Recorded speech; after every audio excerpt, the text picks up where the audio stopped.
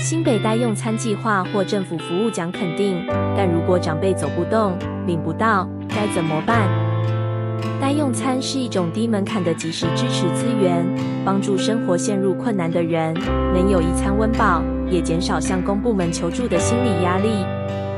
但如果长辈已经长期行动不便，就需要更稳定的照护资源。这时可以申请长照送餐服务，拨打1966后，政府会依照失能等级评估补助。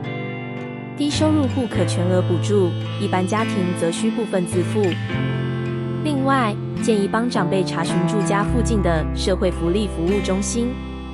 除了餐食资源，也可能协助租金补贴、居家修缮或其他生活支持服务。